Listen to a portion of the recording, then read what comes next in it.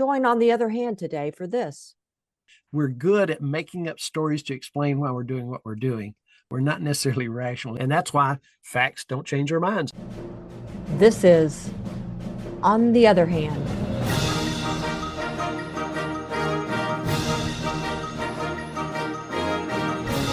A podcast sponsored by Braver Angels in Arkansas that explores politics and other issues of importance to Arkansans. And we do this through having conversations with community leaders. So stay with us as we talk to another leader in Arkansas who works across differences to get things done and to bring us closer together. In round two, each of us, we're going to pick whatever we want to talk about. So Jerry's going to go first this time. Jerry, what you got for us? Well, you know this well, both of you do, that in the past decade, there's been an explosion of research about political polarization from many disciplines because everybody knows how much it affects our nation from so many different ways. So I want to talk about one way that I find useful to look at polarization.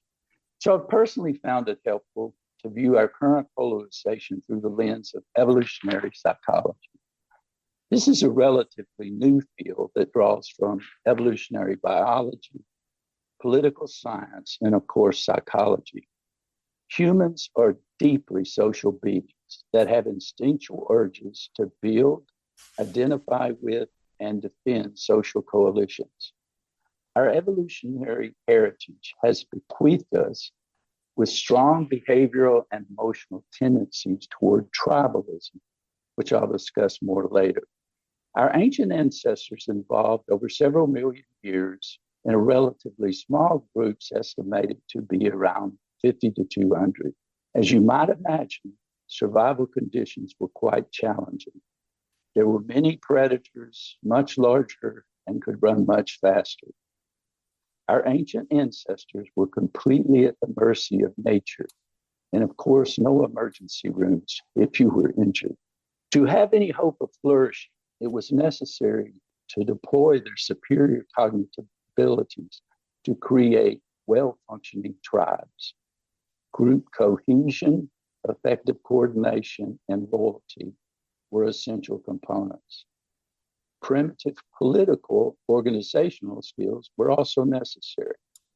There had to be a cooperative distribution of labor to hunt and gather food, along with rules for some form of equitable distribution, and also for the group caring for the protection of the children.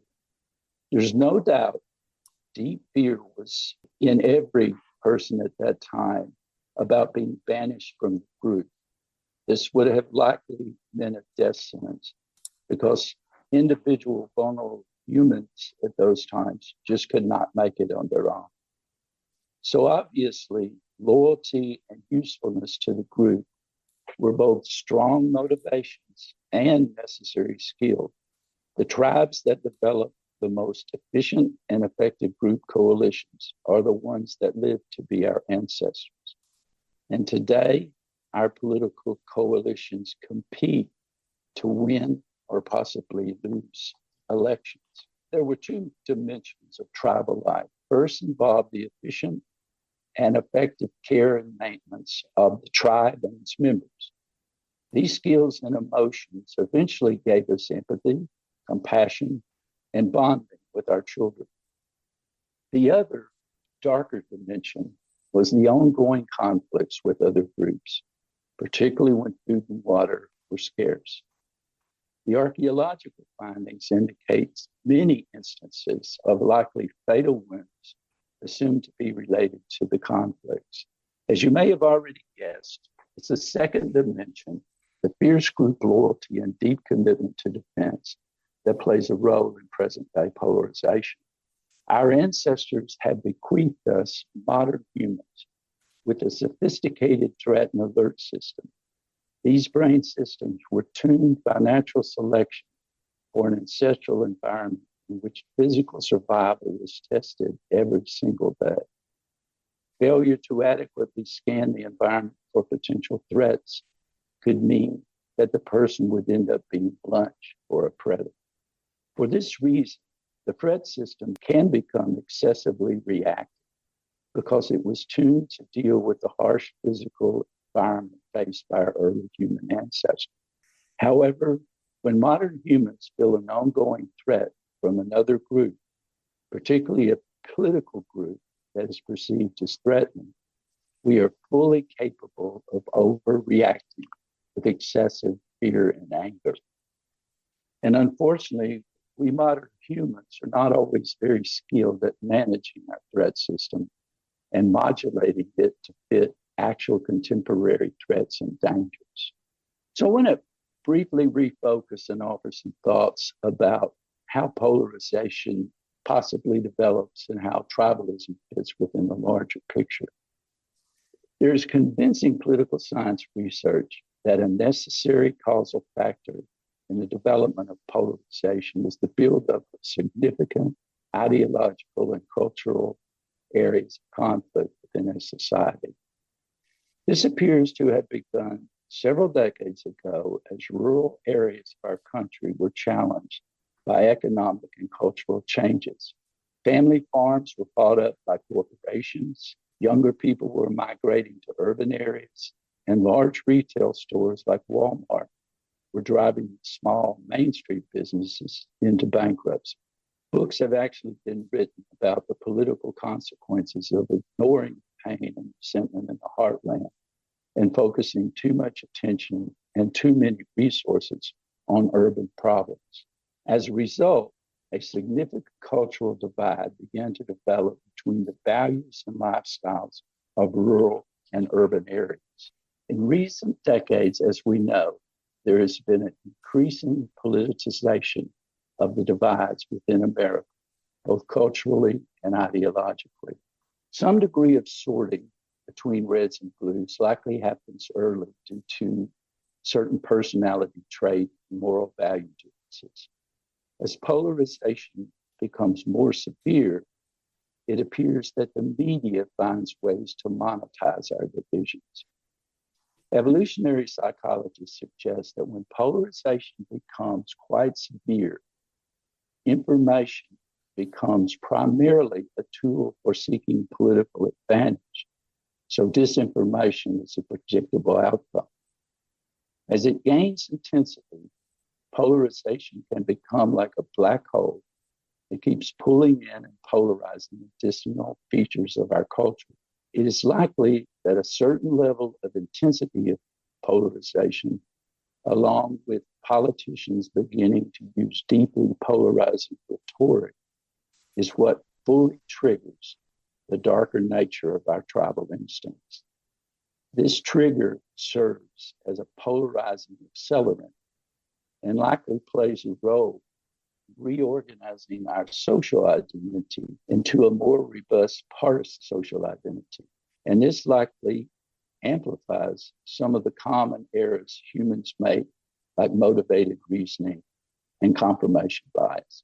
So that's the reason that I think what we've been bequeathed in terms of how we react to our coalitions, and there's only been 10,000 years since we were out there evolving, and 10,000 years is almost no time in terms of evolutionary reacting to new environments. So we still carry some of these ancient ways of fearing and what happens when we feel our group is threatened. And I believe some of those ancient emotions we have to harness better. They do get us in trouble. And what I'm hearing from you, Jerry, which I think you're right, that's what the research backs up, is that we need to do something to rein them in, but it's an uphill climb because we've had so many, millennia of evolution to prepare our brains to do the kind of things you're talking about, which worked for that kind of environment, but not for our current civilized environment. So it's going against the grain. I'm reminded of something. I think it keeps coming up in my mind when I hear things like this. The age of enlightenment. Now, I'm not the best history of all of this, but as I understand it, back a few hundred years ago, there was what's called the age of enlightenment happened, and it was my basic notion is that for a long time, human beings acted basically according to their gut, to intuition, to superstitious thinking. And that included religion. And that's not to put down religion and the role it may have to play, but that there was very little use of our reasoning, our rational abilities, other than to do the things you're talking about, which is to keep the group together to survive. The Age of Enlightenment talked about the importance of using reason and scientific information and data and approaches to solve problems and figure out our world and what's going on. And it was a seminal moment in human history. Unfortunately, the lesson that seemed to be learned from all of that was that, okay, we got it figured out now. We just have to use reason. And what we fail to appreciate still to this point is that it ain't that easy. We have so much going against us in terms of the evolutionarily prepared brain that doesn't want to go in that direction of reason and data and that sort of thing. So this rational approach is easier said than done, and that's our struggle. But you're right, that is our way out. We just have to do a better job of focusing on it and building a system that uses that kind of rational approach. And to some extent, if we use it, it can sort of give us a sense of, okay, I'm having all these negative emotions. In one sense, it's not my fault, but it certainly is my responsibility. And so we can see, so I've got something from evolutionary history that has a potential to push me in a really dark direction. Now, if I don't stand back from that and let, my compassion and my curiosity and other more refined emotions that bond us together, because when this dark side of our evolutionary history is unleashed, and you talked earlier about politicians, we can't trust them necessarily to lead us in positive emotional directions. And so each of us has to take responsibility to tame this wild horse we're trying to ride. Yeah. Kind of reminds me of Jonathan Haidt's book, The Righteous Mind. Yeah. And he talks about the elephant and the rider, right? Yeah. Yep. Yeah. I do want us to be cautious. I think we do have to be cautious about lifting up rationalism as the only way of knowing truth, however. And so I don't think that either one of you were saying that, No. but that is a very Western way of looking at the world. And it's not all seen that way. I loved the focus on the kind of the history of being social beings leading into social coalitions and how that leads us into a partisan social identity. And, I do believe self-awareness is the place where we have to start to change. So I think both of you were saying that if we realize this is where we are and our tendencies are, then what can we be doing to change ourselves? Can you help me out here, April? When you mentioned this about you want to be cautious that we don't overstate the case for being rational. I suppose that's my way of interpreting what you said, which I would tend to agree, but I'd love to hear some more specifics about what you mean by that and what the alternatives might be that could play a positive role. Yeah, so there are, and I think about this in terms of, this is beyond what we would normally talk about here, but in terms of faith communities and how, just a person would even take an approach to the scriptures in their faith community. And one might take this really, I'm going to study it. I'm going to look at all of the words and what they mean. And it's just very rational in its approach. It's all head based. And I really, what I'm trying to say here is that if we're only looking at things from our ability to understand them in our head, then we lose sometimes the intuitive nature of our relationships, of our care, our compassion, our emotions. And you all are actually doing a great job bringing in, as psychologists, the role of emotions in kind of this whole picture of polarization. But I can't just talk myself out of emotions. The emotions are there. They're neither good nor bad. It's what I do with the emotions that impact my relationships. And the emotions are like signals on a dashboard. They identify certain things. And I just don't want us to get to the place where we're so into our heads that we lose sight of the other parts of our being, our bodies, our emotions, our spirits, that we are just mind always thinking about things and analyzing them. I think about this in terms of like the kind of a holistic approach to looking at the world. So, I can go out into nature if I'm hiking, and I could try to analyze every single thing that's there in terms of the types of flowers that I'm seeing, or the types of greenery, or I wonder what kind of tree that is. That's a really good thing to know those things. But in analyzing and in dissecting them, I lose the experience. And I sometimes think it even in when I'm teaching relationship communication and interpersonal communication, that as I'm analyzing every little bit of how I just had that dialogue with somebody, I lose the beauty of just getting to have the dialogue. And so I don't want to lose that beauty of being in the moment where I'm having to always dissect and analyze everything. That's what I'm talking about. And I don't know if I'm getting that across clearly, Glenn. Yeah, well, I think I am. And now I appreciate the clarification. So it does sound like you're wanting to see a balance. You don't want things to go to the point where we're walking around with big heads, all thinking logically and rationally. And I agree. My thought, though, is that is not much of a danger when you think about how much more our brain is designed to go to the rational, to the emotional and the intuitive, that we really have to work to shore up that rational end to just give ourselves a reasonable chance.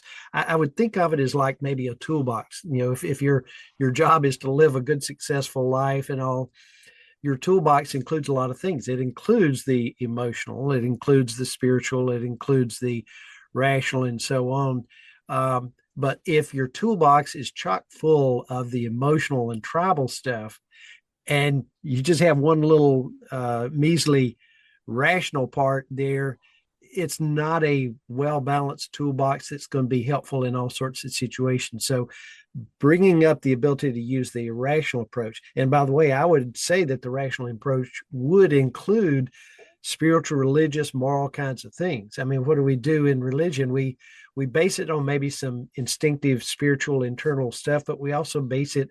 There's a notion called the three-legged stool that I hear about, which is, tradition and the documents of our particular faith, and then our own internal relationship. So I would see it kind of take that three-legged stool and the toolbox metaphor together, may give you some idea of how I'm seeing things, that the rationality is important, but it's not the only thing, and it shouldn't take precedence. But right now, the problem is in the opposite direction. It's way underutilized compared to what our brain wants to do, which is currently proving often less than productive. Does that make sense? It goes back to the elephant and the rider, right?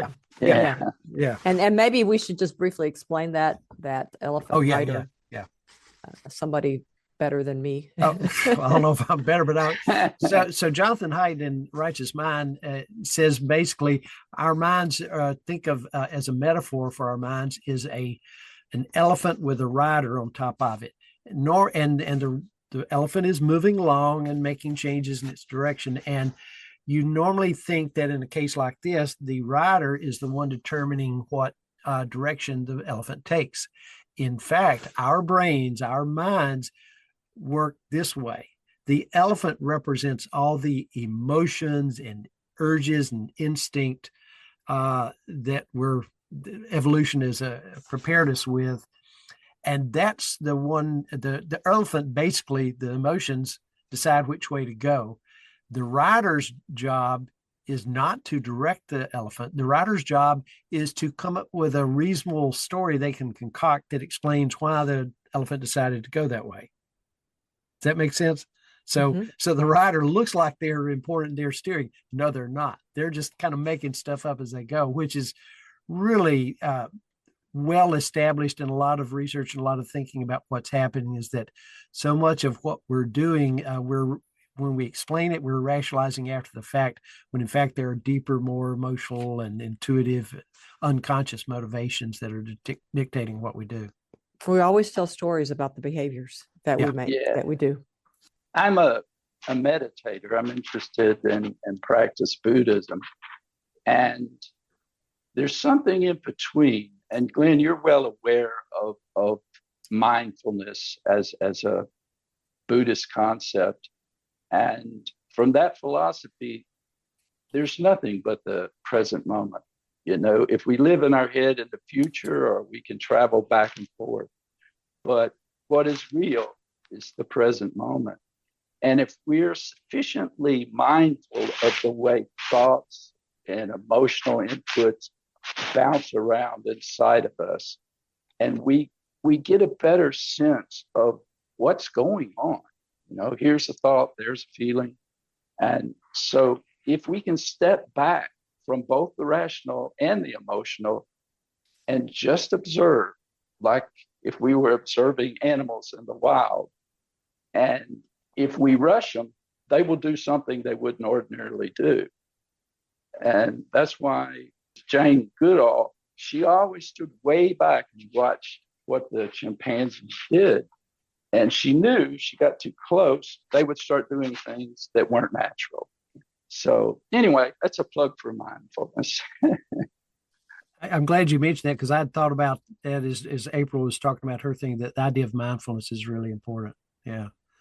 Yeah, there's another thing that kind of, I think, may relate to this is we have two psychologists that won Nobel Prizes in not too many years ago for their research on decision-making and beliefs, Herbert Simon and Daniel Kahneman. Most people have heard of Daniel Kahneman. He actually won his Nobel Prize in economics for determining that people were not making rational decisions on what products to buy. It was very much emotionally based, which is kind of what we're talking about, right?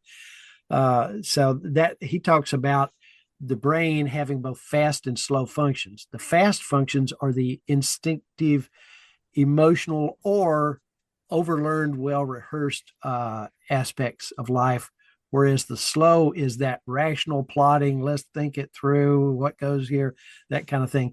The brain wants to go fast, so it mostly goes with that. So it's either going to go with what your emotions, your gut, and your intuition say, or what you have come to accept that's overlearned and well established in your mind. So you have to sometimes slow it down and let that slow part of your brain process things. And maybe that comes from a mindfulness approach and meditation. Maybe it comes from a rational, scientifically based approach, but slow it down. You know, and that's also happened back during the earlier times that we've referred to, when there was a lot of collegiality in Congress. It was the issues that people talked about, and it was ideologies were conservative and more liberal, but it didn't have that affective polarization component. So we could stay and negotiate about things that were helpful or not helpful, or you get this and you get that, and let's compromise. And it seems we vote these days primarily on gut feelings and emotions, and that's not serving us well. No. In fact, there's another article I read that I'll just basically explain the title, and that's all. But we think of humans as rational. The notion is, animals are more emotional, instinctive, and all, and humans are more rational. Actually, they say no, humans are not rational either. What they are is they're rationalizing. They're good at rationalizing, and that's that idea of the rider on the elephant. We're good at making up stories to explain why we're doing what we're doing, but we're not necessarily rational. It doesn't come easy. And that's why facts don't change our minds oftentimes. There's a whole other article on that, but I'm going to leave it at that. Thanks for joining us on today's edition of On the Other Hand, where Glenn and I had a conversation with Jerry Henderson about recent research and thinking about polarization and related topics. This is a multiple episode conversation that we had, so we hope that you will listen to all of the episodes on this, as well as our other conversations on the Other Hand with other guests. Find us at arkansas.braverangels.org.